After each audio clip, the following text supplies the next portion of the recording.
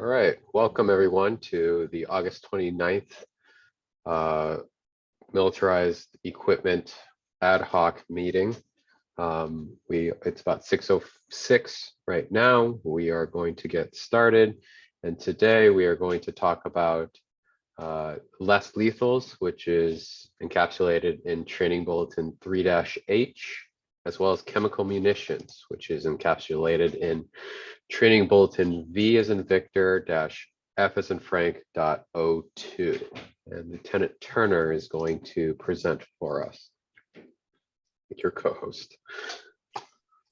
Great. All right. Thank you. And welcome everyone. Let me share my screen here. So if everyone's fine with it, I think since we talked about specialty impact munitions last time, I figured we could talk about this a little bit. So I apologize, I did not send this out because I basically just finished doing edits like 5 minutes before class.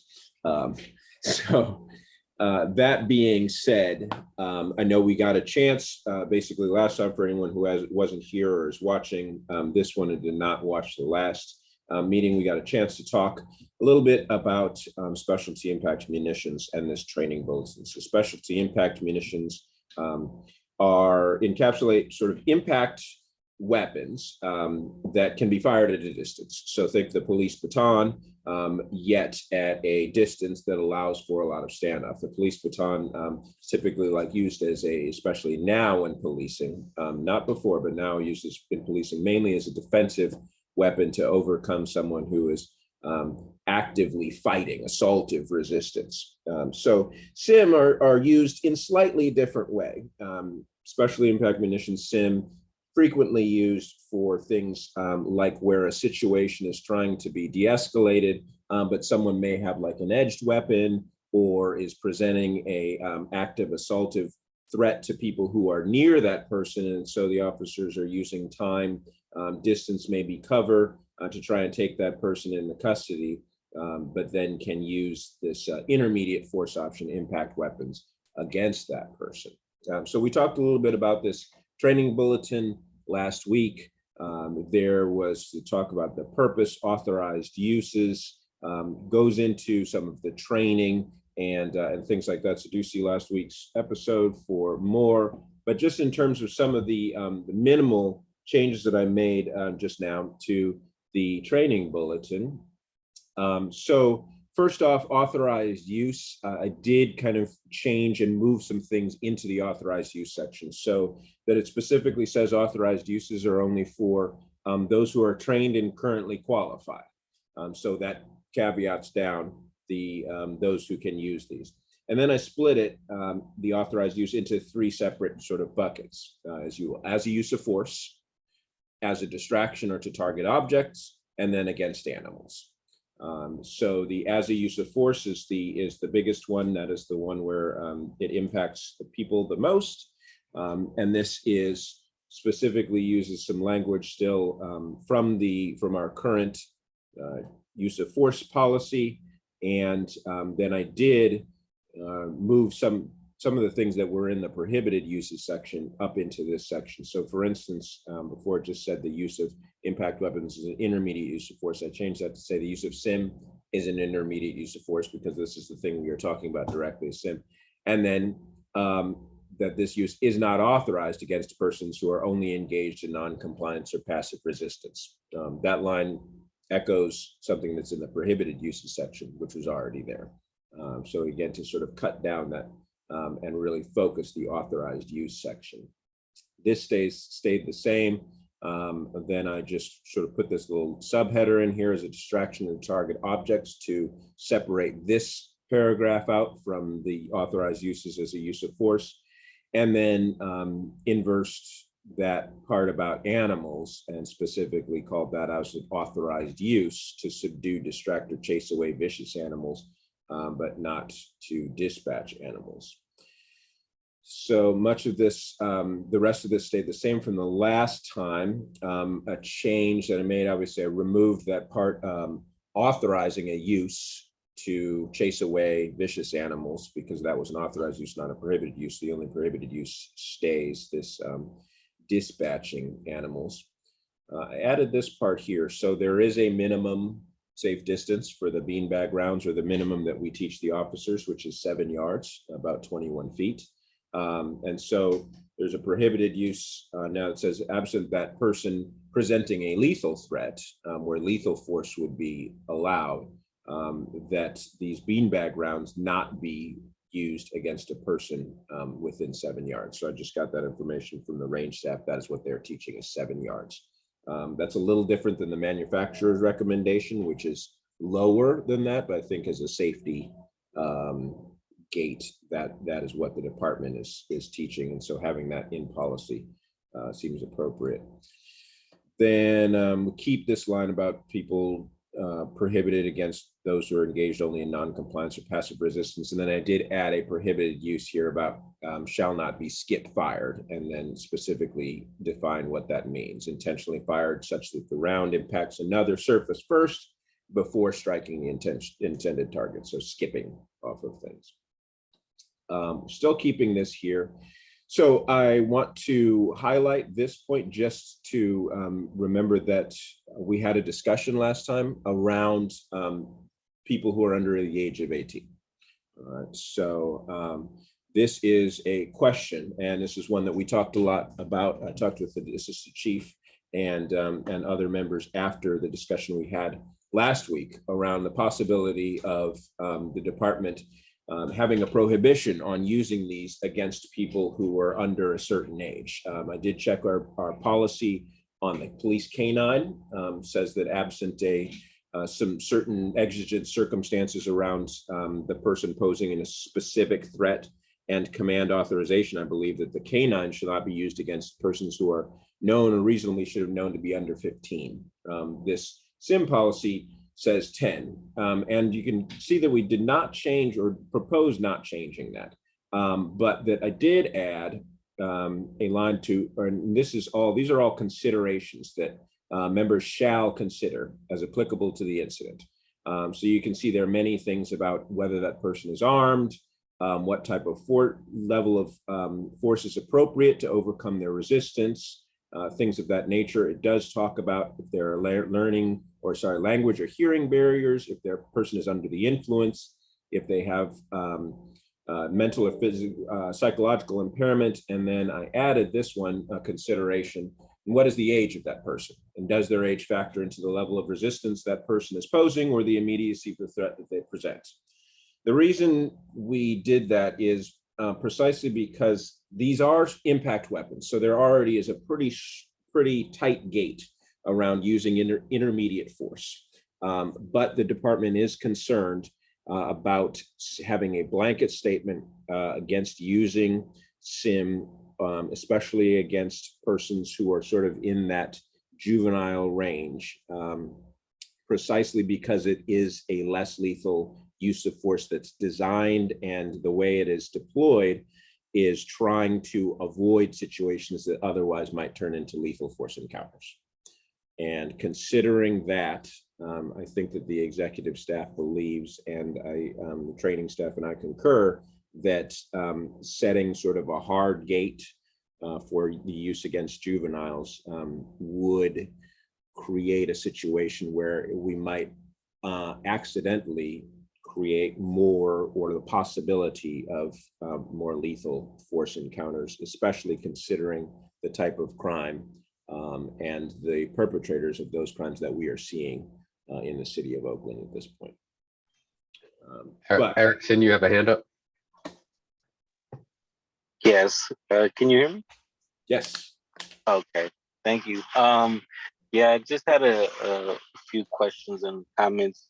I know with the K9 and just previous experience of talking with youth that I work with at Rusdale, yeah, like let's be real, like even yeah, like getting bitten from a dog is a traumatic experience that, yeah, it takes years to feel. Like even with handcuffs, like it's not lethal, but at some point, it might be super tight that you could see it. I see it on the wrist of some of my students, and although it's like a restraint, like people still feel it, and I think the issue um like using this on youth is the impact that it just has. I know like it is a less lethal approach, but I do want to push the department and folks to reconsider, right, the uses of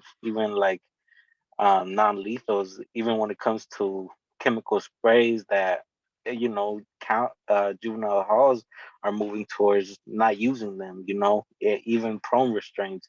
And for me, like it is a step forward to building those alliances with community. Like, hey, like, I do understand that there are severe crimes taken on, but at some point we also have to work towards like shifting the narrative of not using this at all on youth or any form of force, Um, but my question is like, um, what's the accessibility of having an officer that is trained on the equipment of using a less lethal compared to an officer that is trained to use a gun?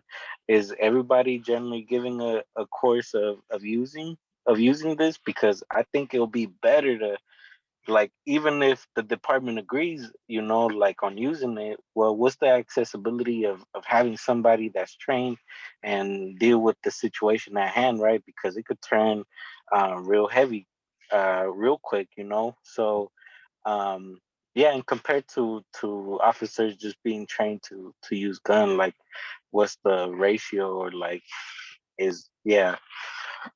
Yeah. Thank you.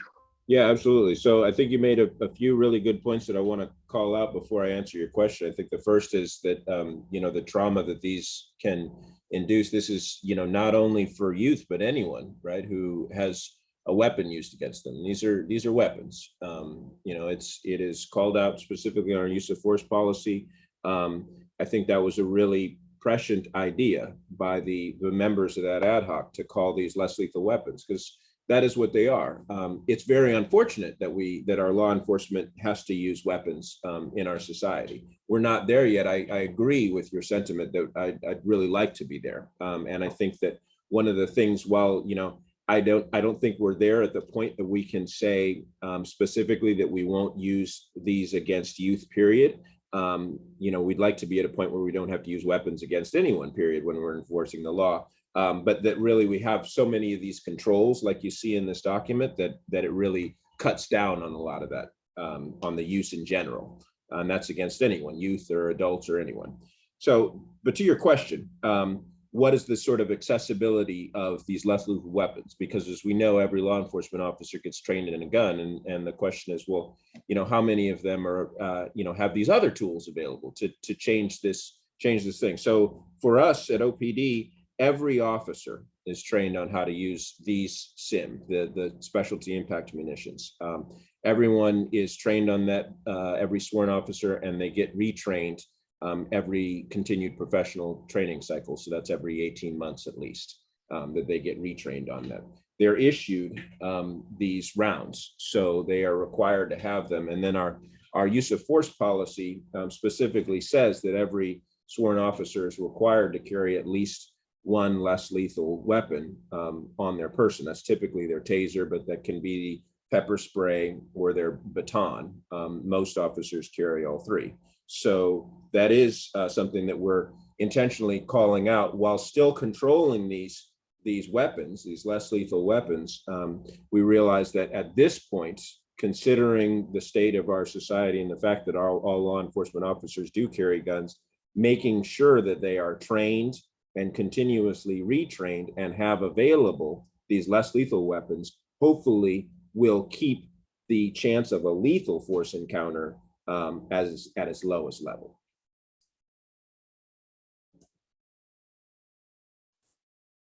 I hope that, Thank you. yeah, absolutely. Miss two. You're on mute. that was not the right button to hit. Thanks. Thanks for taking us through this document. I really like what you did with the authorized use section. Like that was really, really clear. So thanks for laying that out. I'm still wondering about the about this kids situation, about shooting kids. And last time we talked a little bit about, just to recap for anyone who wasn't here, last time we talked about how kids of color are routinely treated and perceived to be older than they are, which means that you end up with situations where a 12-year-old boy might be treated as an adult man because of the color of his skin. And last time you also helped us walk through how the less lethals are deployed and how they're treated. So we understand that all the patrol officers check them out at the beginning of the day, lock them into the patrol car trunk, and that's got me feeling a little bit uncertain about why the department needs to retain the right policy-wise to use these on 12-year-olds. Because what I'm thinking about is, one, it's locked in the trunk. We talked last time that that officers aren't like slinging them over the shoulder and just wandering around with this shotgun, but it's locked away in the trunk. And we've also got this prohibition that you pointed out earlier that you can't use it within 21 feet. There's also this prohibition on using it in a crowd situation. So what I'm wondering is, why does the department need to be able to shoot a 12-year-old or a 14-year-old with a less lethal munition from a shotgun, given that officer would have had to go into the trunk, pull it out, and then shoot from 21 feet away? And I'm just wondering, why is the only alternative that's been discussed to use a lethal weapon? Why are there no other paths forward in this situation? Yeah, good question. I think, the fact that you're perceiving that there's no other path forwards means that there's been a failure, probably on my part, to communicate. So it is not that we say that this is the only option. It is that we are attempting to retain this as one option. So just in terms of where they're stored, so they're not only stored, the SIM are not only stored maybe in the trunk, but typically if someone is checking out a shotgun, in the rack of the patrol car, which is in the passenger compartment with the officer. The shotgun is designed to come out. So it is something which is a little bit quasi can be set up to respond rapidly. But it's mainly that, yes, this is a force option that is not lethal or less than lethal. And the reasons I keep contrasting it with lethal is not because that is the only option, but that is one of the negative consequences that really could occur and often does when there's sort of a lack of options. Now, it's incumbent upon the department, and I think the department does a very good job at trying to set up other ways for these situations to resolve, because as you can see, so for instance, from our de-escalation policy, that our primary goal is always to de-escalate the situation without using any force. So it is not saying that it is either we use less lethal SIM against 12-year-olds or we shoot them. That's kind of a false dichotomy, right? Instead, it's more that this is one option that is used, as we can see, relatively infrequently and has pretty strict controls, but that, considering many of the circumstances, that there are possibilities when this could be used as a standoff against a person, and possibly even a person who is under the age of 18, as a less lethal force option, that the situation is so serious that without a less lethal force option like this, that it could escalate into a lethal force scenario. Yeah, that's a helpful explanation. I think the part that I'm struggling with is this policy is treating adolescents the same as adults. And And I'm wondering if there's anything that you could do to carry more of the department's intent into this policy, right? The department doesn't intend to go out and shoot 11-year-olds with these shotgun rounds. And the department doesn't intend to escalate a situation involving adolescents, especially like obviously not with anyone at all, but adolescents are especially vulnerable compared to an adult. And so I'm wondering, is there anything that any guidance that you could put in here that would both show and support the department in giving that extra care to kids in our city? Yeah, that's a good question. Because when you say that, I start thinking about the other communities that are important as well, and that have been also can be specifically called out, such as those with physical or mental disabilities, language barriers, things like that, where these types of interactions can turn problematic with law enforcement officers in much the same way, because of assumptions that are made, or misinterpretations, miscommunications, right? Just as a child can't be expected to act in the same way or control their impulses, things like that, as a grown adult. Same thing with those with these other limitations. And so, I think back to the idea that we worked on with our use of force policy, which is the de-escalation requirement. And I really feel like, without sort of calling out every certain specific thing, that really helped on focusing the mind and the intention of the department around de-escalation and around resolving incidents without using force, without relying on force. And so I'm thinking maybe if there's a way to call back to the de-escalation portion, because this is really sort of a subset. It is a use of force. So it's kind of under that overarching umbrella of use of force, and it's a subset. It's kind of specific rules around the specific tool, but we do want to continue to always push that the front and center is our de-escalation policy, the sanctity of life, the things that are called out specifically in that use of force policy, and without repeating them or just copying and pasting them into the document. I do want to make sure that children in our community, as well as other members of vulnerable populations, are properly served. I wonder if that's something that you could do, of in the authorized use section, make a note that all use follows your de-escalation policy, and that when vulnerable populations are present, including children and those with mental illnesses or known mental illnesses, that the officers should be especially thorough in exploring ways to kind of bring down the temperature of the situation. Yeah, I think I like that a lot. Let me put that as a deliverable myself, to really bring in that de-escalation policy and that idea, because there are specific call-outs in the use of force policy around vulnerable populations, and I think that's important to get in there. Yeah, that sounds great. Thanks so much.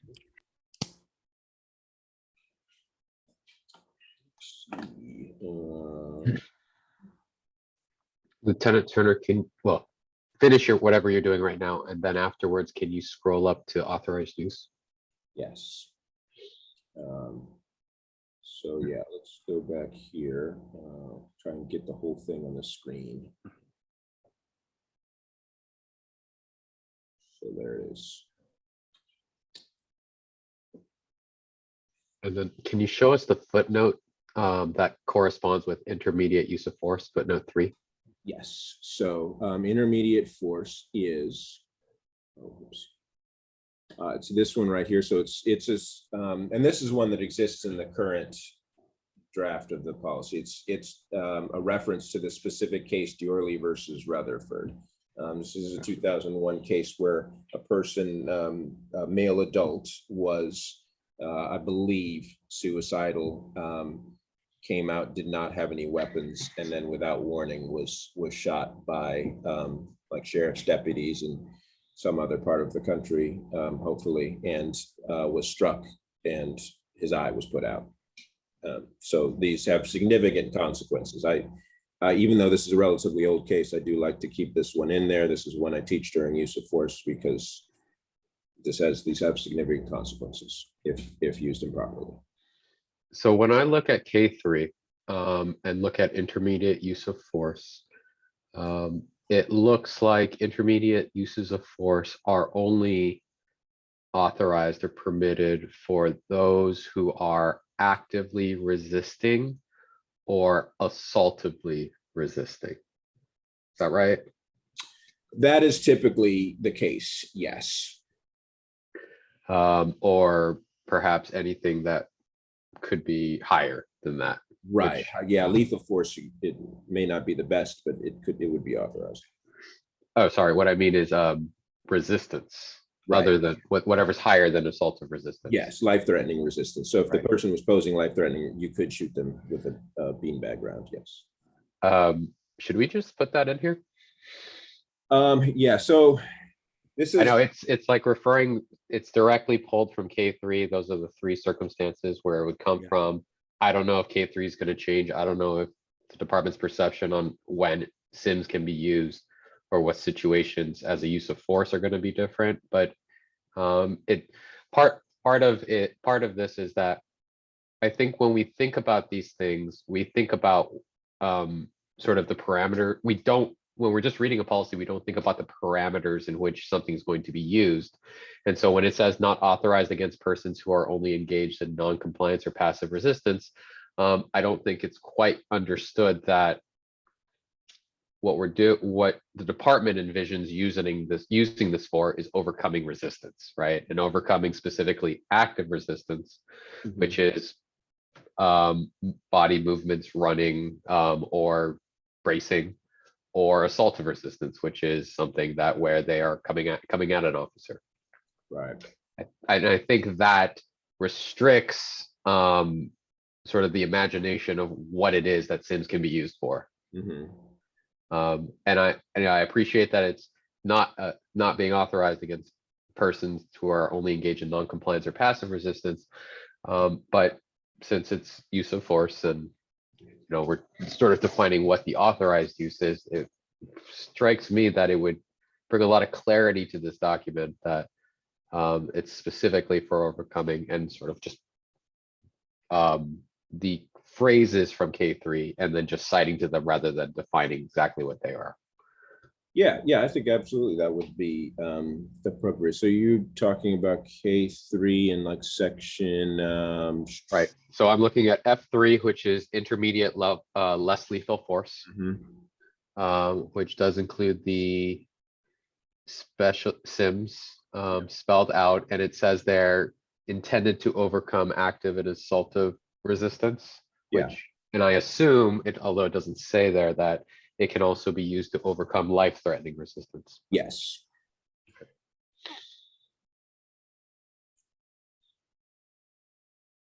That was just thinking about,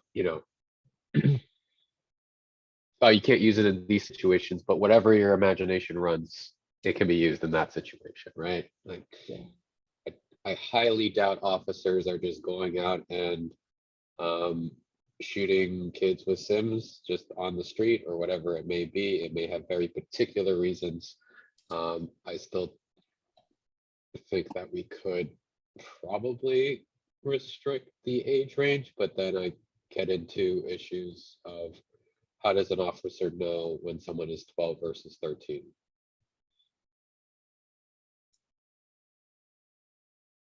So for me, I would just prefer them not use it at all on kids, but I don't think the department's prepared to do that. No, that's a little difficult. Yeah, so I'll circulate a draft after this, but because we may.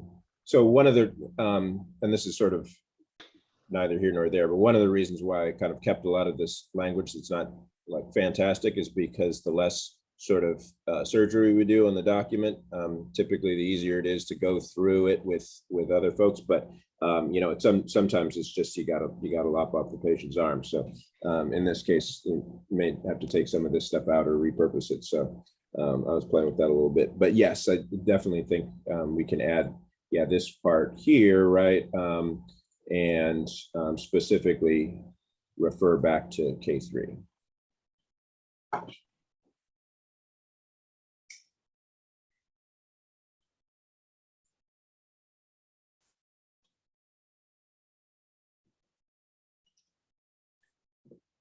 I don't think you need that. I don't think you need that middle paragraph that starts intermediate level force options. I think that's kind of describes what the level force option is, but we don't care about intermediate force. We care about sims, right? And then, yeah, I think that makes it much more.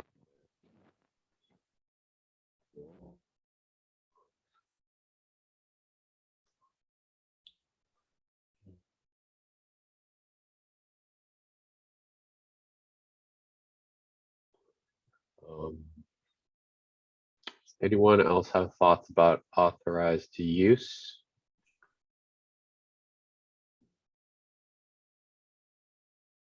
Commissioner Jordan?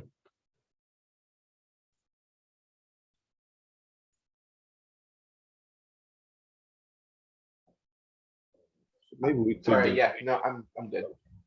Okay. Sorry, Commissioner, I cut you off. He said he was good. Okay. Yeah, we would just also prohibited uses if this is, because I did sort of cut some and or not cut some, but move them in inverse. So if we just clear on this one. Yeah, and then the so like Lieutenant Thomas had said, we're still making sure for the crowd control part, but that yellow highlight there is going to have probably whatever the best line is in the crowd control policy around the, you know, that encompasses that AB 48 language in a succinct, clear manner to really drive that point home while keeping the rest of it within the crowd control policy. Ms. 2? I have a question about the number 3 of prohibited uses. I'm wondering what is presenting a lethal threat? Like if someone is holding a knife but not doing anything with it, like at what point would someone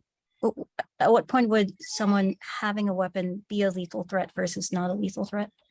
Yeah, that's a good question because presenting a lethal threat is beyond just having a weapon.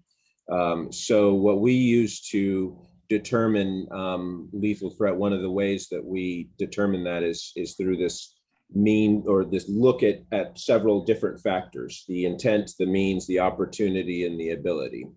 With intent obviously being one of the highest ones. So you know, for instance, I often with the recruits ask them to say, well, you know, when I'm teaching in front of them, I'm typically in full uniform, and I say, hey, you know, do I have a weapon? Yes. Am I presenting a lethal threat right now? No. Well, why not? Because you don't have the intent to pull it out and shoot at us, right? So it is a something that is not necessarily a clear and bright line, but one of the things that is clear is that it is not just possession of a weapon.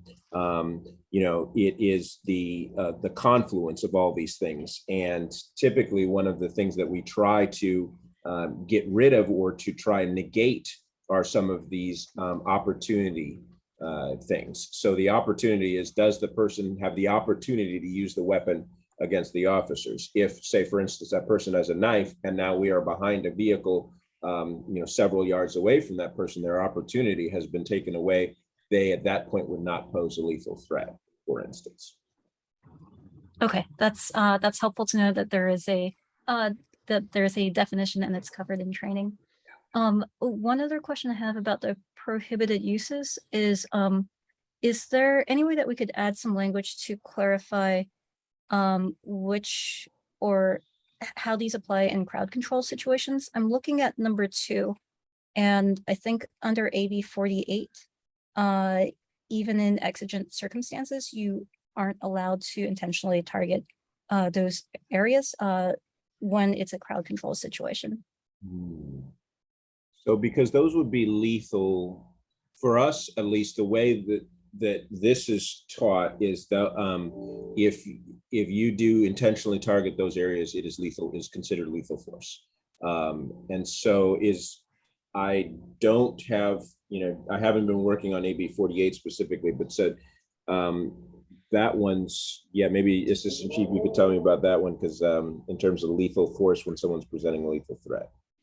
So thank you, Lieutenant Turner. As far as the prohibited areas, that's what we're referring to as far as the throat and the head, groin, it's very clearly outlined. It's actually part of our injunction language from the federal court to prohibit those areas from intentional deployment. And it's actually outlined as such within the 3G policy. Oh, should that language be reflected here then? What I mean is it says members shall avoid striking those areas, and I'm not, that wasn't clear to me that that was a full prohibition rather than it would be nice if. I think it makes sense to train officers once in the places that you shouldn't shoot. I think that what we need to know is what does this match or not match crowd control? So, when it comes to crowd control and the use of impact munitions, that's one thing that is unique, whereas it is an intermediate use of force. And there's discussion about how to use impact munitions in the SIM policy. It goes beyond crowd control, where crowd control for us, and this came out of other lawsuits or civil suits against the department from crowd management, where our threshold to use impact munitions in a crowd management situation is actually a higher threshold than what would be allowed under our standard SIM policy. It's much more restrictive. So we cannot use impact munitions unless there is an immediate threat of grave bodily injury or death. So it's a very, very high standard compared to standards for use of intermediate force. So there is 3G, which does restrict it a little bit more than the SIM rounds as an intermediate use of force in other circumstances or situations. And primarily that's because of part of some agencies, not ours, but some agencies use SIM rounds to actually disperse crowds, although I think AB 48 is going to take that out of play with the new state law. And there's also obviously, because there's a crowd around, propensity, if you miss your intended subject that is committing a violation, that it could hit and impact somebody else. So we have very, very tight parameters, and that's why even the threshold for the vulnerable areas are prohibited. Now, with that said, we can intentionally aim at it. If there is a situation where it's a lethal encounter, it would be treated, as Lieutenant Turner said, as a level 1 or a lethal force type incident, which triggers a lot of other oversight and calling out our homicide investigators, our internal affairs investigators, sending it to an executive force review board. So it would have a series of triggering events. Sorry, Chief. What I was asking was, does your crowd control policy 3G prohibit areas that members may shoot at? Yes, it does. And is that the same list as what is shown here in number 2 or not? I have to pull up 3G, Sure. so give me a minute. I can see if I can find the draft. Appreciate it. While you're doing that, Ms. 2. Yeah, I'm afraid I'm going to get a little pedantic here. AB 48 is pretty clear that when it's a crowd control situation, if less lethals or chemicals are deployed, in the case of kinetic energy projectiles, they shall not be aimed at the head, neck, or any other vital organs. There is no provision for being allowed to do that in exigent circumstances.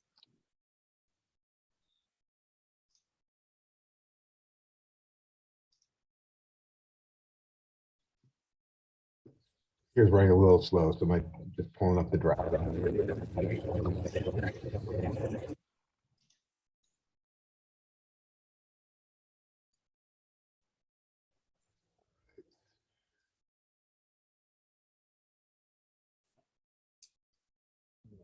So just, yeah, I mean, I am interested to know like how that language would sort of, and it's probably not anything that has come up, but would kind of conflicts a bit with 835A, which allows police officers to use force in general.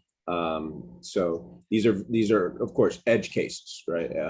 That we are talking about, probably ones that would never really come up. But the idea that a lethal force would be restricted in a lethal force encounter solely because it's crowd control, I don't think really makes sense along with 835A, but I'd have to look at that. And 835A is the law that allows police officers to use force in general, and that covers the general use of force and lethal force. I did pull up the draft policy, and again, this is consistent with the old version of the policy that was formerly controlled. It said direct fired SIMs shall not be aimed at the head, neck, spine, or any vital organs, including the spleen, liver, kidney, throat, left armpit, or groin. And then it cites Penal Code section 13652 B9 of where we are pulling that out of, along with the agreed upon injunctive language. Appreciate that. Does the crowd control policy have the second sentence here, number 2, that states members absent exigent circumstances shall avoid striking these areas, or is it a clear prohibition? It does not have an exigency factor. The controlling factor, as I indicated, let me find the exact language. It controls when to use it. So it doesn't say there's an exigency in it. It just has the threshold of you can only use SIMs against specific individuals who are engaging in conduct that poses an immediate threat of loss of life or a serious bodily injury to him or herself, officers, or the general public, or who is engaging in substantial destruction of property which creates an immediate risk to the lives or safety of other persons. So that's the controlling wording for the SIM round. It doesn't give an exemption. I think that, you know, the only exemption I can think of, because there is a high standard of threshold, is if there is a situation where you have a lethal encounter where the situation would, it would be permissible to use a firearm, but at your disposal is an impact munition, that if the firearm is not either readily accessible or maybe in the hands of the user requires a lethal encounter, that in my mind would be under the crowd control situation and the exigency piece of it.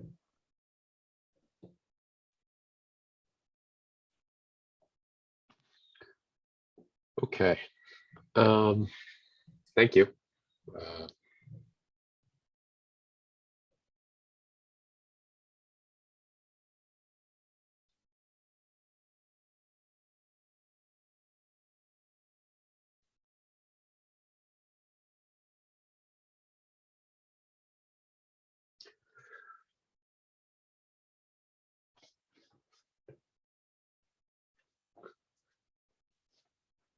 Lieutenant Turner, do you mind highlighting that second sentence in number 2 and putting a pin on it or flag on it so we remember to come back to it when we see 3G?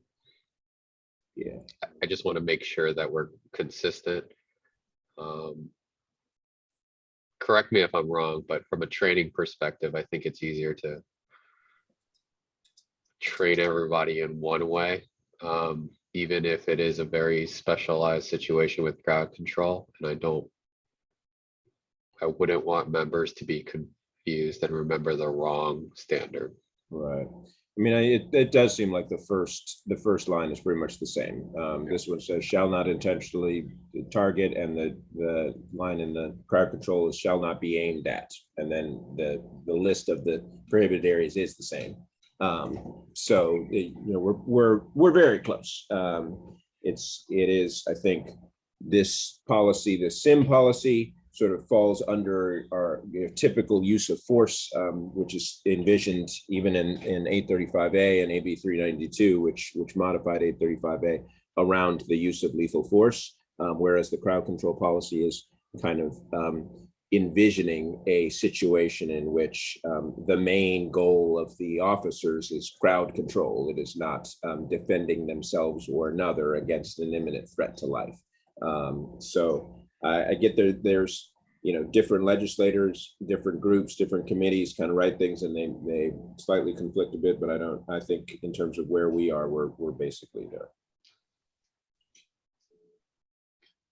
Does number 4 on prohibited uses require well, I was going to say like this applies to situations other than what's covered in 3G, but I don't think that's inconsistent with 3G anyways, right? No, this is not inconsistent. 3G and crowd control in general is very specific that it has to be discriminate, a specific person. And then this is a goal, a policy goal, even during other uses of force, that regardless, just like any use of force, it's not used indiscriminately. I also see that number 1 is the person who is under restraint. I think that's similar to what's in K3. But for anybody who's watching, does restraint mean detained? Does it mean handcuffed? What does restraint mean? Yeah, so restrained person is defined in K3, and that is one reason I think that might be worth having a pin or a reference there. So in K3, it actually restrains a person who has been fully placed in a department authorized restraint device, such as both hands handcuffed, wrap or rip hobble. So yes, even a handcuffed person would be considered restrained.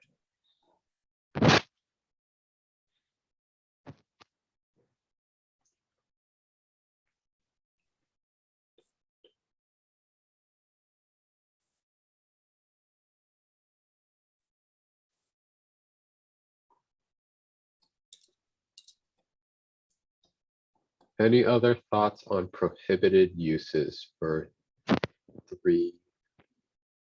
What are we looking at? H? Yes. Yeah, I'm having a little sort of like cognitive dissonance and sort of processing some of this stuff here. And I know it's fine line, and it's having things too specific can be sort of make things into an unsafe situation wherein an officer sort of do a lot of extra thinking before they can act to process their next move. But I guess so. What I heard was that there's a prohibition under the crowd control policy that SIMs can't be used to disperse crowds. And we're here talking about this sort of this line about this sort of potential exigency around the disallowed sort of zones, targeting zones, and how that's different from the crowd control policy, how that doesn't exist in that crowd control policy. How would you be using SIMs if you're not using them to disperse a crowd? How would you be using them that in crowd control that is different from how you would use them in any other circumstance? I mean, I understand there's more people, but presumably you're still only using them when there's this direct threat, right? Yeah, yes, what you said is absolutely correct. So they in crowd control they are not to use to disperse crowds. In the crowd control situation is specifically for that direct threat that is posing the immediate threat to life or property that the chief mentioned. So it is going away and trying to specifically prohibit that sort of indiscriminate use of firing into a crowd to get everyone to run off or something like that. Yeah, so I get that. I guess I'm just saying, like, why would what reason could we have to have a sort of exigency, any sort of suggestion of exigency? And I understand that statement around, like, if there is call for lethal force, and say you're on an arrest team and you are the person who has the non-lethal, and it goes to lethal force, you're probably going to employ that beanbag round or whatever you have on you, in whatever capacity you have. But would say, I'm just, the scenario, in a disciplinary hearing or something, like, if that in fact is the case, where a person with a beanbag does in fact target, in a lethal force situation, target somebody's head, are they still sort of out of policy? And do we ever want that happening? Do we, or should, I guess my question is, why should this exigency line exist at all if the uses for the two sort of circumstances are essentially the same? Right. Yeah. So I think I get what you're saying is why should we at all, if we say that basically anytime we're using these weapons, we teach and say you shall not target these prohibited areas, why do we have any sort of carve out that allows for exigency? And if that's kind of what you're asking, I think, yeah, it is mainly around the idea that it's hard when you have a policy that says a bright line, but then you say, but don't worry, if there happened to be a situation where you violated that bright line, that it would be understood if that truly was what happened. Without, sometimes if it's not written down, it's not necessarily the case. So this is always a really difficult one for policy writing, is because you don't want to have a lot of carve outs or exceptions. The bright line rule is the easiest one to understand, internalize, and teach. At the same time, there's always going to be exceptions, and just all it takes is just sort of seeing anything, and these are the type of things that we run into on the street, even when enforcing the laws. I've many times have had people violate the law in front of me. They've given a valid exception. Usually they're running to go use the restroom and they don't get a ticket. And so in kind of the same way. So, but it's like, if the letter of the law says specifically, then that person technically is out of policy. So I think that's kind of why the idea of these sort of carve outs. I get why that exists. I get that like you're potentially more likely to come across a situation in which you need lethal force, with coming across a armed individual or something, as opposed to a crowd control situation where ideally none of that crowd is armed, although we know that's not always the case, unfortunately. Maybe this is just too broad. Maybe just saying absent exigency is too broad. Maybe saying accepting cases in which lethal force is required, or something along those lines. That specifically what was said by the deputy chief earlier, that if in fact this is a case where you would use lethal force if if you had a sidearm in your hand instead of a sim weapon, then does that make more sense? Yeah, Chief. What if we added, because I totally understand the concern of making it overly broad. I mean, I see obviously both points, trying to policy every potential circumstance, but also having something that's overly broad that becomes somewhat of the rule and not the exception. What's the exception actually look like? And maybe, I mean, I don't know what the rest of the team's thoughts are on this, of making the exception somewhat similar to how we outline it. So remember, crowd control says you can only use impact munitions for threats or immediate threats of serious bodily injury or death.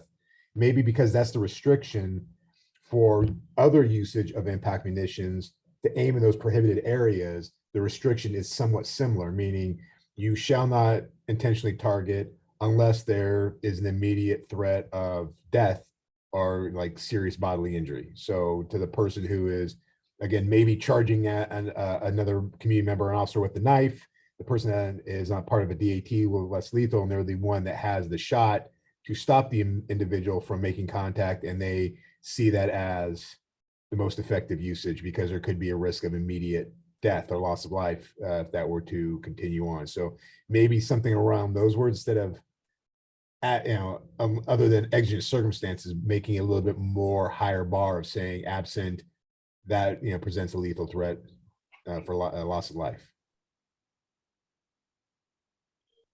I think I can go ahead. Sorry, go ahead. I just pulled up 3G, and the wording there is unless deadly force would be justified. Though I do still want to register that I think that we should not be creating a carve out that's against what AB 48 sets.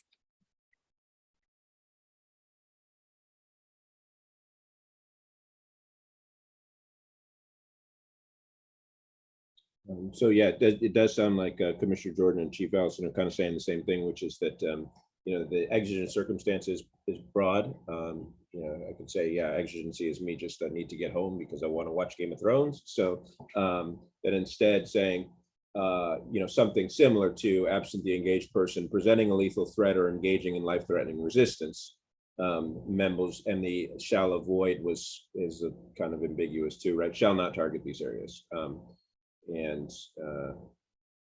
So that's similar to what we're already saying, and does take away the nebulous exigent circumstances and replace it with presenting lethal threat or engaging in life-threatening resistance. Yeah, I mean, I think that's at least closer and more specific if we have to have a carve out. I still kind of don't love it. It's similar to Jennifer. It's not my favorite. I don't love the idea that there is sort of a permitted lethal use for a less than lethal tool. A permitted potentially lethal use for a potentially less than lethal tool. But it feels closer to something functional as opposed to sort of very sort of distinctly wrong in my mind. Although I don't know. Maybe we come back to it. But what you have written down here is, I think, at least closer. Maybe we keep it highlighted for the time being, so we can revisit it later. Sure.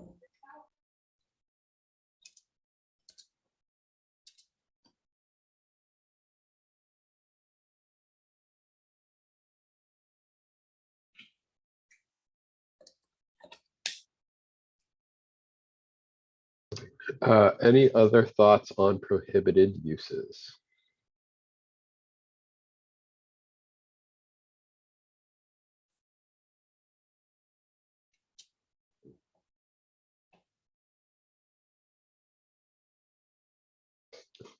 All right. Shall we go through, take a look at the deployment considerations? Sure. Yeah, so we did talk a little bit last time, right? Pregnant people, preteen, children of the elderly, physically disabled are specifically called out. The specific considerations which members shall consider are laid out. And yeah, again, this is the format's maybe not necessarily the greatest. Maybe would I reorganize this whole thing if I had plenty of time and my druthers and was philosopher king of the department? Sure, but I do think there are a lot of really good considerations that are in here. So if this person is armed, with what type of weapon? Will firing this item at them cause them to have sympathetic fire and fire their own gun if their finger is on the trigger? Things like that. Is this level of force appropriate for the level of resistance or aggression exhibited? What's the situation? Things of that nature are in here. So there is a long list of questions that are asked, which really does go much further beyond than, say, our use of force policy, and sort of asking these specific questions around the use of SIN.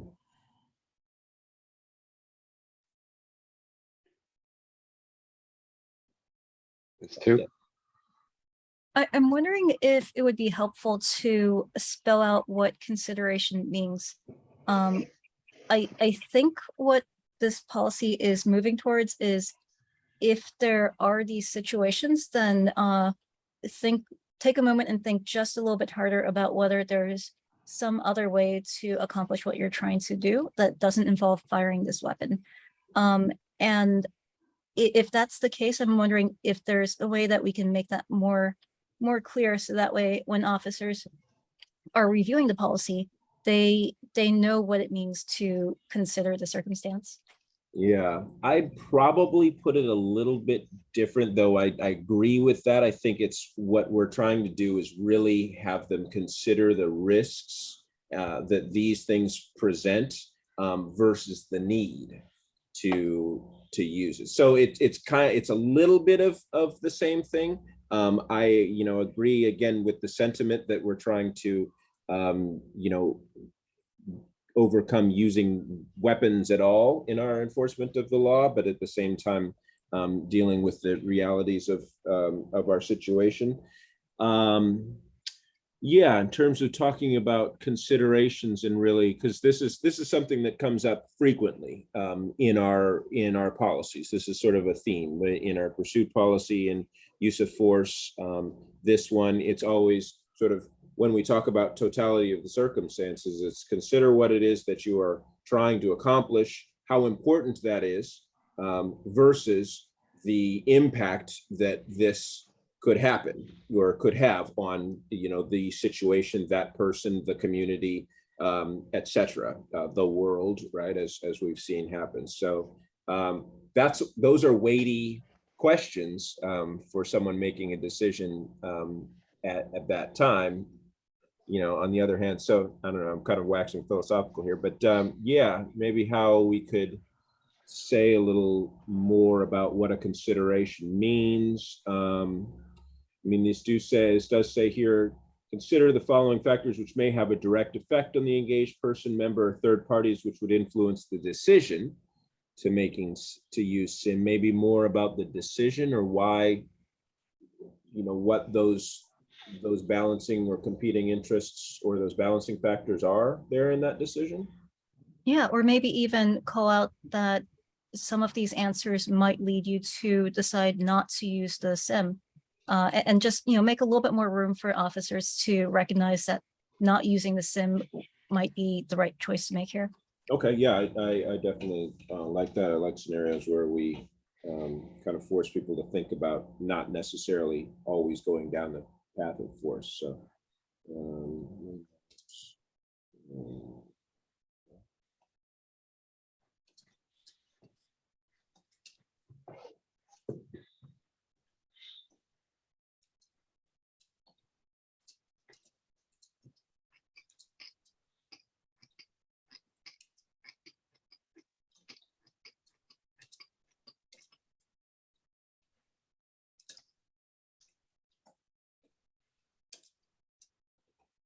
all right.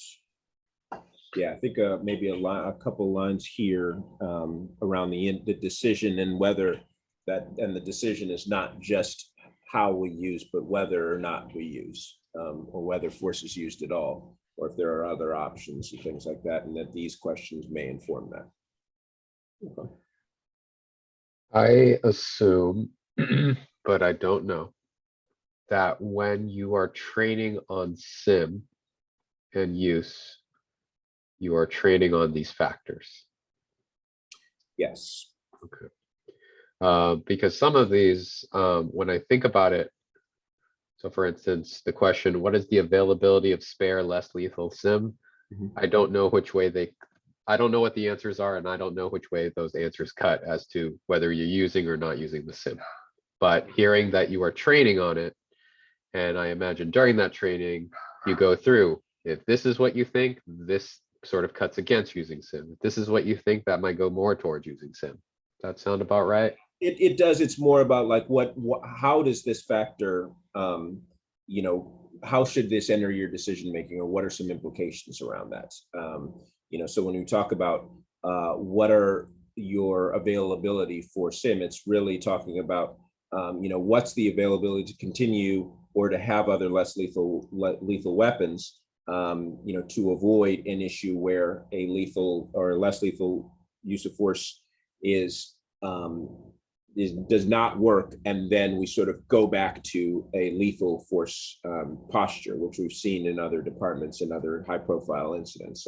So it's really kind of trying to distill what it is, what's the sort of overall theme that each one of these is trying to teach you. That one may not necessarily have an impact on whether or not you use SIM. It may have more of an impact on whether that's the appropriate less lethal tool if you only have one round or something like that, as opposed to maybe trying to use a different one or shift our posture. But each of these is designed around that overall thought process of, the overarching goal is what it is that we're doing to contain and control the situation. Then the next is de-escalation, and then finally force posture if necessary.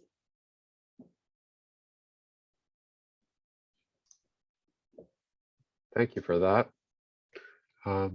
Any other thoughts on these deployment considerations?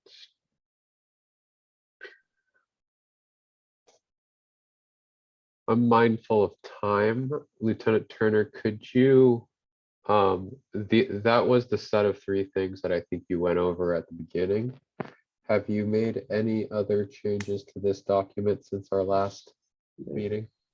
See, so this did just kind of move this one paragraph around here. There was sort of these those 3 things that were hanging around, not really in authorized uses, or not, one of which included this requirement for the training staff. So that just got moved down here to training. Additionally, there were a couple areas here around flexible, non-flexible, and single multi-projected where the skip fired. That part was moved to the prohibited.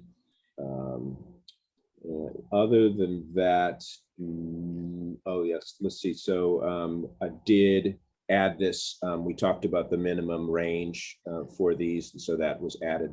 I was going to add it here, but then it seemed more appropriate in the prohibited uses section, which is a little more explicit, so moved it there, and then that was it. I did not move any or change anything else.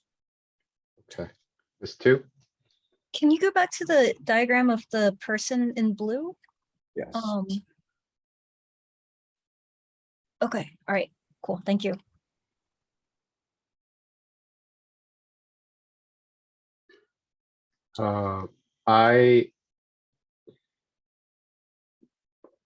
I think that, I imagine you still have some work on this one, including some of the things that gets it compliance with AB 481 and the local ordinance, the reporting complaints, the those sections to add. When do you think we come back on this? We're off next Monday. Okay, so yeah, maybe if we don't have anything planned for next Wednesday, I think we can do that. Okay. Just gonna make a quick note. That may be subject to how the rest of the week comes, but that's definitely the plan. 7.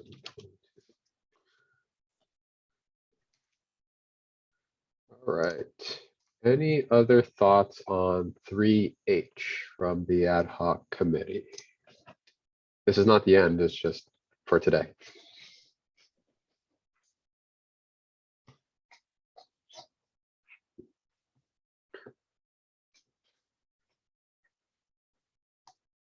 Okay, not hearing anything. I think we should take the next 45 minutes to get our look at chemical munitions, VFO2. Pull that one up here.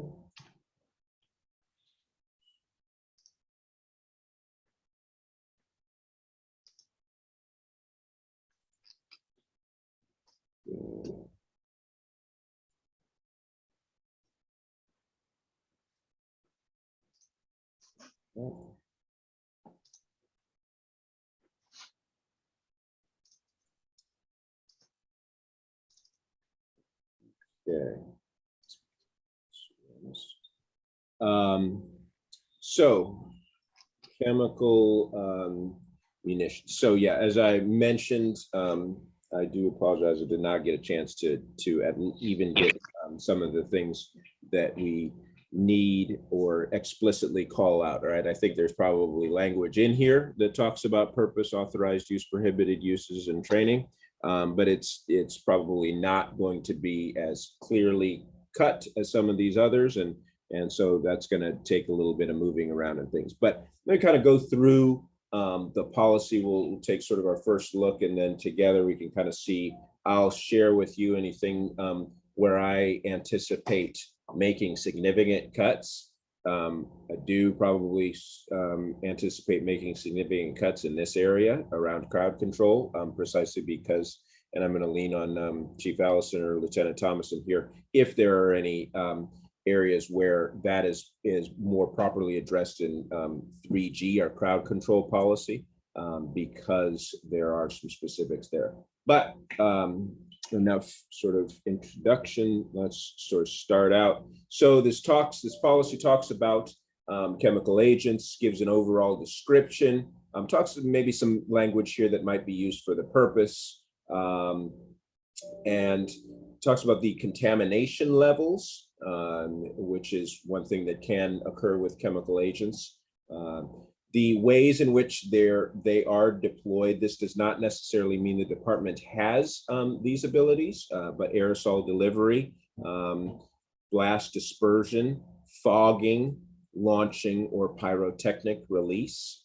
The effects of the chemical agents used by the Oakland Police Department. So oleoresin capsicum, which is OC, that is the duty pepper spray that every police officer does carry. They're required to carry that, and they learn on that in post. There is CS, this often colloquially called tear gas. This talks a little bit about some of these things. And the color code on that, which is blue. HC, white smoke. This is not a chemical agent. This is used sometimes during crowd control. There can be many reasons why it's used, also during other sorts of operations, tactical operations, things like that, cover movement, deny visibility to an area, things like that. The policy talks about the duty aerosol, the OC spray that the officers are issued. There are two sizes, a small and a large. And the officers are allowed to choose either one. We do have a pretty significant, robust checkout system for that. The operation of how that is used. Some folks who are the officers who shall, so I see some language here that we probably want to talk about in terms of those who the officer shall avoid or attempt to avoid. Then there is this whole discussion of chemical agents for crowd control. Now I anticipate instead of really working over this language that we just delete most of it and then address it all in the crowd control policy, right? I think that makes the most sense, especially since this refers to a crowd control policy from 2005, so that's not the best. However, pyrotechnic, some of these other munitions might be used in other areas beyond crowd control. Right? So it is definitely going to be worth discussing every manner in which, or every ability that the department does have in terms of these chemical munitions, and we can ensure that these line up with the munitions that are listed in our inventory. So some instructions, right? This kind of gets down to the very detailed around deploying these, things like that. Talks a little bit about some of the types of these grenades, they're called, used by the department, in terms of these technical specifications. Talks about some launched pyrotechnic munitions. Now the 37 or 40 millimeter, it is my understanding that both of these are used. So before in our training bulletin, it only said 37. millimeter. Now that the department also uses a 40 millimeter launcher, but it is the same munition, just to deliver it out of a slightly larger launcher. Then there are, so you do see a redacted section in here. So talking about tactical operations. I know that the assistant chief and I were, think, prepared to answer any questions about this, but this is, as you can see, chemical agents for tactical operations. So it does talk specifically about, and you saw the level of detail in this policy around pulling the pin, et cetera. It goes into that level of detail in terms of tactical decisions and maneuvers that the tactical team might use. This is the same redaction that I provide when I release the documents in terms of public records requests, PRA requests, and things like that. So there are no additional redactions beyond that. However, the rest of these are still in here. This talks about some of these preparations and considerations, absent a couple that do tend to or would tend to impact the safety of operators if they were to be publicly disclosed. Then finally, it does talk about some of the things that are used in tactical operations. So again, these launched barricade penetrating projectile, which do go through sort of solid barriers. Talks about many of the considerations around their use. I have deployed these, and it includes some of the penetration factors of these and how they work. Talks a little bit about hand-thrown chemical munitions for tactical operations, some of the things that are available and are not used very frequently, but can be used. And then gets into safety precautions. So talking about the masks that are issued to the officers, I believe we'd have to double check these to make sure that this is still the same mask that we issue. Talks and really gives a lot of, this was a training bulletin, so it gives a lot of instructions on how to don and clear a chemical mask. Talks about performance, storage, maintenance, etc. Talks about decontaminating a person who's exposed to these chemical agents. So refers back to those level 1 or level 2, right? Level 1 being the person was directly affected, level 2 being that they were indirectly affected, like right very close to it. And talking about things, flushing them, not rubbing the area, using creams, not leaving this person unattended, summoning medical. And then area contamination, if the person just happens to be in the area where these fumes have come up, to take some of these steps to clear and take that. And then the medical considerations around this, which I would also assume we would talk a little bit more about. So yeah, as you can see, this policy is a little outdated, probably needs a bit of work, but that's the general gist of the policy around chemical agents. For purposes of this ad hoc, and what is contained for chemical, what falls under this policy, it sounds like the majority of uses would be either tactical or crowd control. Does that sound about right? I mean, OC is not covered by AB 481. Right. So for this ad hoc, I mean, our chemical agent policy does need to have OC. So it does, it's going to hew very closely to the use of force policy, but it does need to be in there just for some contamination and things. And there's some specific guidelines around using that OC. So yeah, there's the duty use of the OC. There's these tactical considerations, because other than the tactical team, these munitions are not distributed to field units like patrol or anything like that. They do not have these available. So tactical use, and then yeah, crowd control use. My proposal is that hopefully, or I would hope that 1 and 2, the use of the OC spray and then tactical use would be in this policy.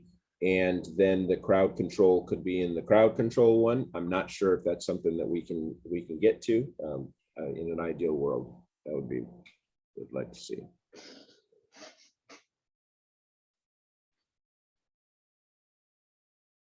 This too. I liked what you did in the other policy we were looking at with the splitting out the sections of authorized use. And as you were taking us through this, that was one of the things I was thinking about was authorized and prohibited uses. And I was wondering if that might be something we could move towards. Yes, yeah. So like I said, this is sort of a not a preview, but this is seeing sort of where we are. And I'm going to take a hatchet to this one and then move some stuff around, use the track changes, and it will hopefully at least the same, even if the same language is kept in, that yeah, it specifically calls out some of these sections that are required: authorized use, prohibited uses, purpose, and training.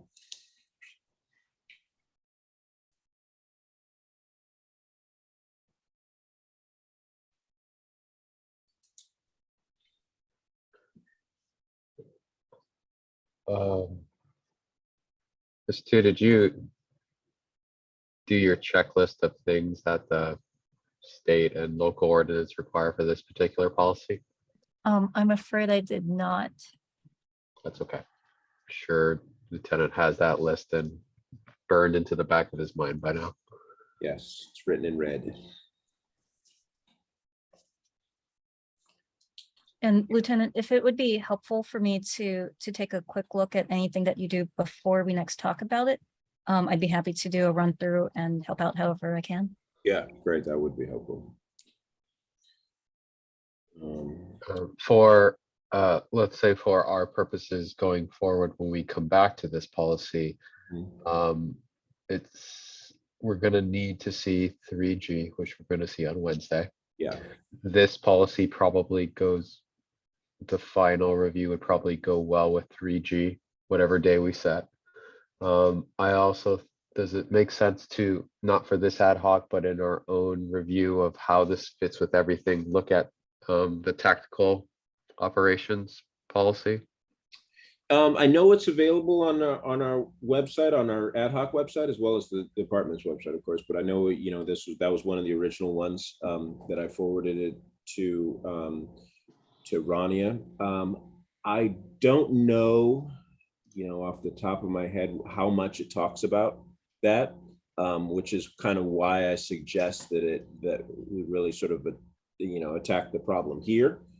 Because this does seem like it's, you know, it talks a lot about the use of these munitions in tactical situations right here. And so that's probably where I'd say to do it, because it seems like the tactical operations policy, from what I recall, is a lot more around larger command and control. And then when this team is called out, as opposed to these specifics around chemical agent. You know, these things always kind of overlap, and you're not sure where, you know, which policy should be in or not, you know, but that it does seem, since this is a, you know, this equipment is controlled by these rules and ordinances and laws, that this would be the place to sort of have all the controlling language in a centralized location. Sure, I wasn't suggesting we mess with K5. I was just, if as a good backdrop. Yeah, absolutely. I'd suggest taking a look. I will do the same. But yes, it is for anyone watching or looking. It's on the department's website, but also on the website for this ad hoc. The current K5 policy, I believe, is on there. I'll double check.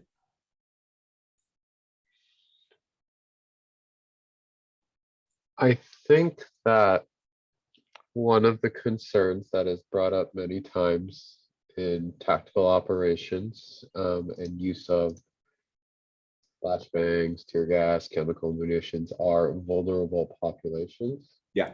And I do see that there is that section here in this policy. I think it's 2B4.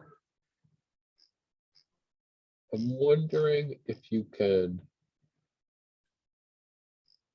tell us how that plays out in either the tactical operations or or crowd control situation in real time, not necessarily how it plays out in policy. Like Right. how is that decision? How do officers find out about that information? How does that affect their decision making to the extent that you can tell us, et cetera? Yeah, so I think that's that one's that dovetails a little. I see there's a question in the chat about kind of the same thing, like how, you know, how do we get this information about other people, right? Other than the person who is the sort of object of our deployment or whatever, the one who we are seeking. You know, how do we learn about those people? You know, frequently we're talking about something like multi-generational families, right? Or areas where a person lives in a home with children or something like, or just other adults who are not involved. So the basic thing around tactical operations, and one of the reasons why the tactical operations team is such a a good resource, but one of the reasons why, like for instance, in the Department Rifle Program, it specifically says that we can't create these ad hoc teams, is because of the command and control element. The command and control element is really the key part of the overall tactical operations, because it's there that the information, this sort of information comes in, and then these decisions are made. So for instance, something like, are there children in the home?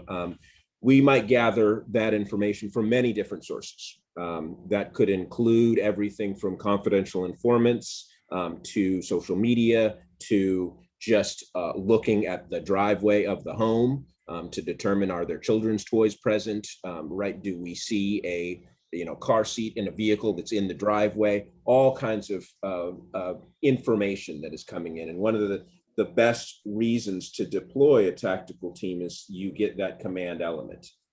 You get the tactical commander and the incident commander who are bringing in that information. You create a command post. The information is logged. It comes into a centralized place, and then those decisions can be made that aren't at the level of an ad hoc team, or just a supervisor, someone who is sort of sitting in the action and is making decisions sort of under that stress, as opposed to making decisions from a removed command post. So how that information comes in, a lot of different ways. Then how it's assessed. I can tell you from my time on the tactical team that it is assessed pretty highly. So for instance, when we're talking about like the use of flashbangs or the use of chemical munitions, if there are children or the elderly or people who have like mental, or I should say physical challenges, like we believe that they, severe asthma, anything like that, where these things could affect their health, then it's probably not going to be used.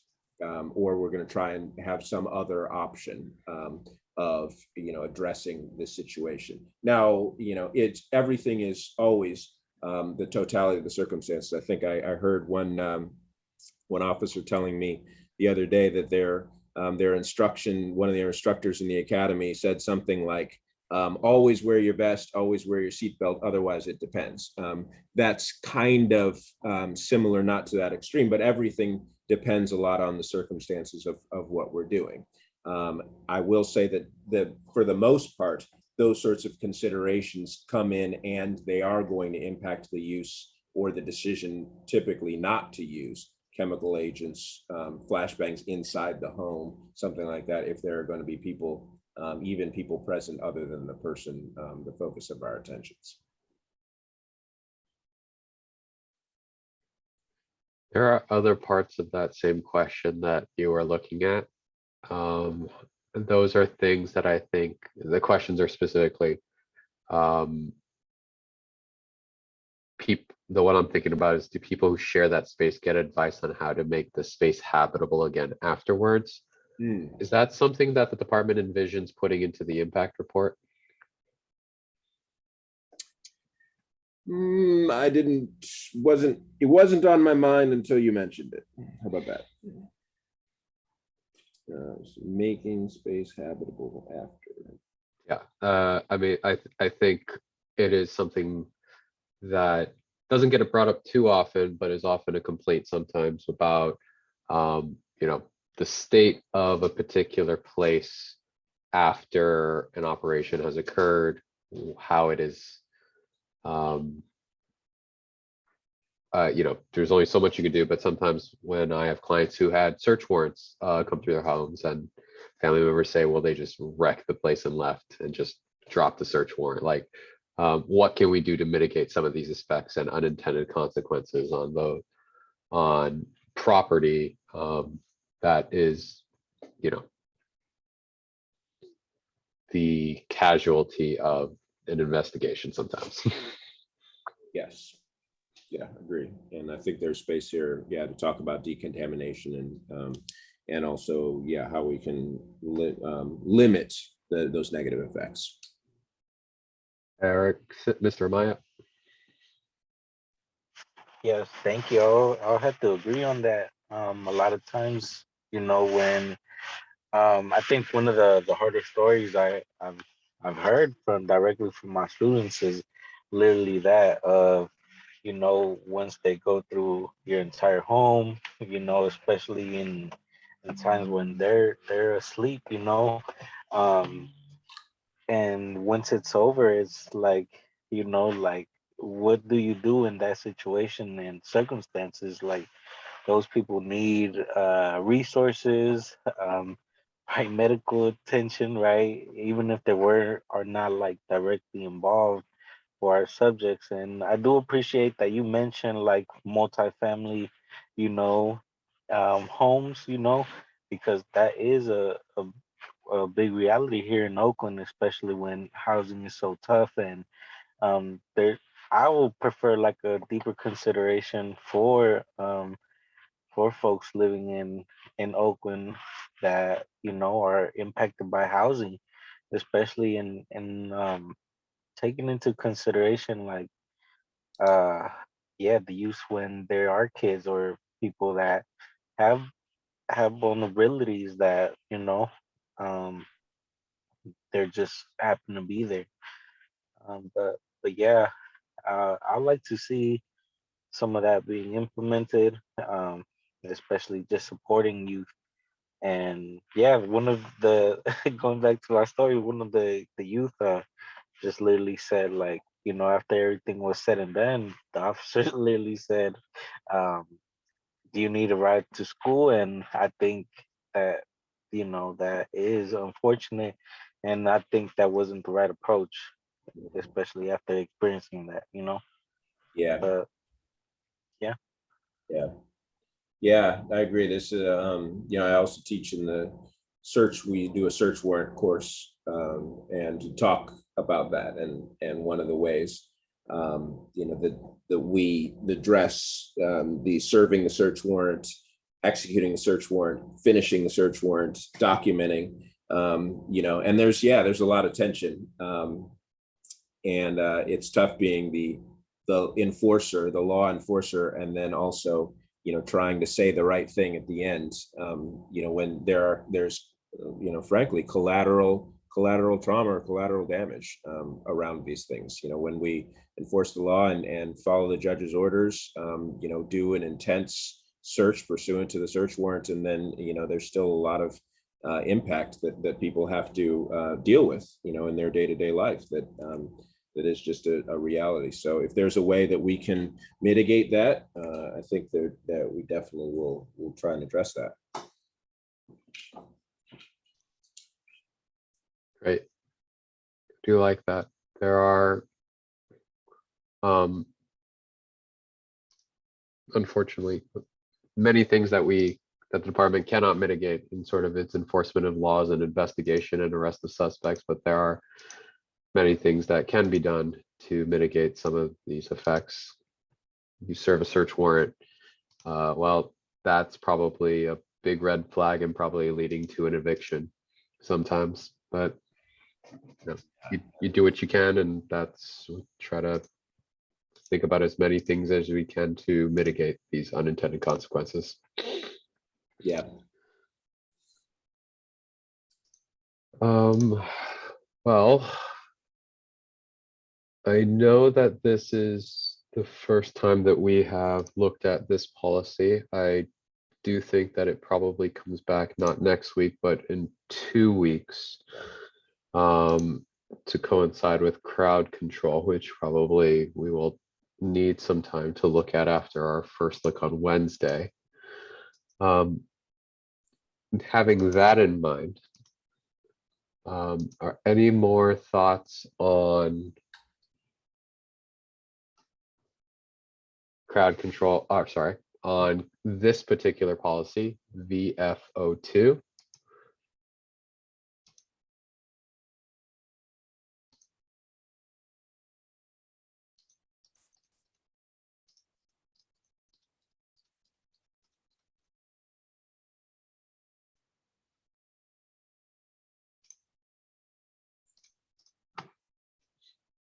Okay. Then let's take about 5 minutes to figure out some scheduling. Right. Let's see. I see Lieutenant Thomason and Lieutenant Fable and Chief Allison, so we could probably talk about some of it. If we come back on this policy,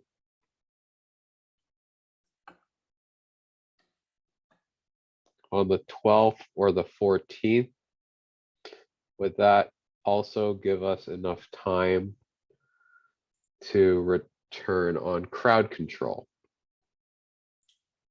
Okay, so let's see. So we are talking about crowd control on the 31st, at least a look, and then the 12th and the 14th. Let's see. I don't want to speak for Lieutenant Thomason there, but what are your thoughts, Jeff?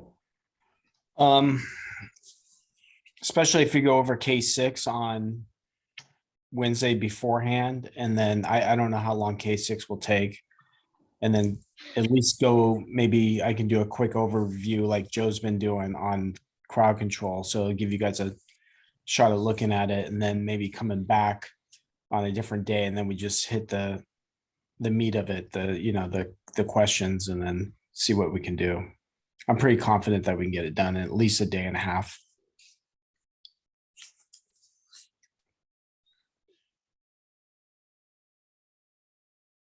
So if we come back on the 14th, so let's assume that Wednesday is going to be a lot like today, where we get our probably a very fresh look and first look at some of the changes that have occurred to 3G.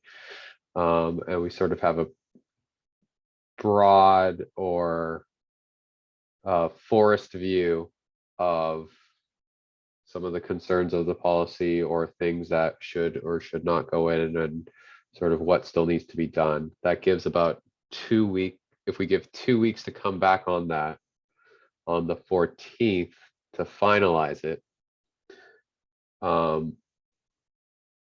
Deadline for posting would be the 16th for the following 22nd meeting. Those 2 days enough time to turn around any edits from the 14th? Or should we come back on the Monday to be safe? Whatever we put on the 14th is going to have 2-day turnaround.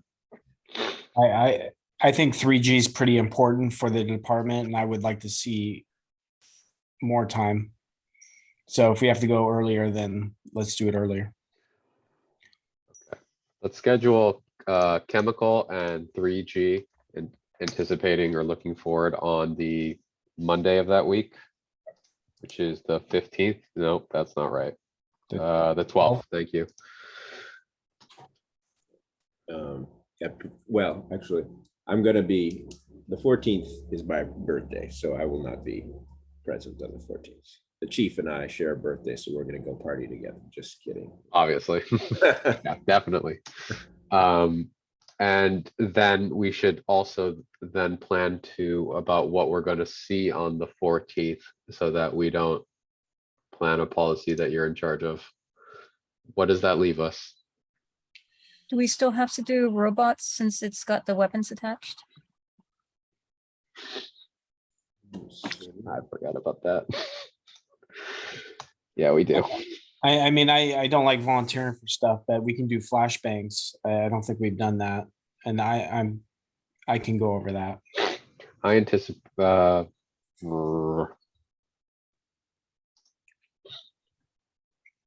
that's a separate policy not yet drafted. It's pretty much almost done. Okay. I would rather have you come back next week on that. Since it's completely new. Is that okay? That's Yeah, coming so back on the 7th. you're talking about on the 7th? Yeah, Okay, that's fine. and then we may, is that one that you can get to us this week? Yes. Okay, then we may be able to deal with it on the 7th. Okay, what does that leave us? Mobile command?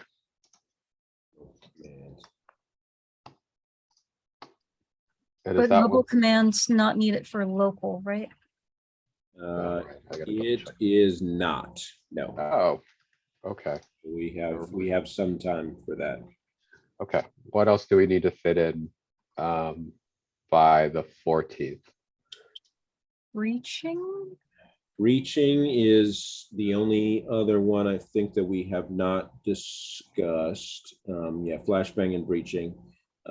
So that is, we have the equipment. However, and Chief Allison can correct me if I'm wrong, but I don't think we have used that since we have it. So If it's, not, yeah, we would like to have it done by the deadline, just to make sure, because we'd like to hit our deadlines, but if there's one that needs to, the department needs to follow the law and cease using it, because we didn't hit the deadline until we can get it done, that would be the one. Okay. I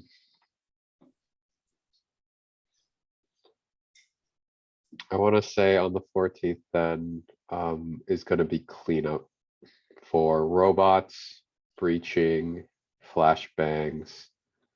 And that, but we probably are gonna see flashbangs and breaching on the 7th. We're gonna see how Wednesday goes with K6 and 3G. And impact reports are coming next week. Yes.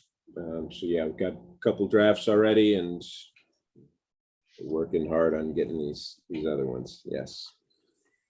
And help me out, is the department planning on posting the impact reports or keeping them in the ad hoc as we go through them? Well, let's see. I mean, realistically, the impact report is part of the 9.65 requirements. That typically would say that we go towards the ad hoc first. It's, these are procedural rules that are part of the commission. It's the impact report, I think, as far as the municipal code section points out, just says that it has to be part of the packet. So we're ready to post them. If that's something we need to do, we definitely do need to have them posted, I think, by the ordinance. If while the items are in use in an authorized use policy has been approved by city council, right? So if any policies that are submitted to city council, we would need to post the impact reports on those. I think we were going with the idea of coming to the ad hoc first with the impact reports before posting.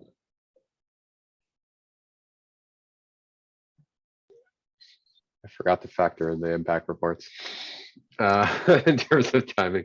Leslie, yeah. if I could suggest, I know the department has been aiming for September for the impact reports. I'm wondering, is there any room for us to do some asynchronous review? Like, if we could look at the impact reports, by email September 1st, that would give us a couple days to offer some asynchronous feedback, and then we could move a little bit more quickly.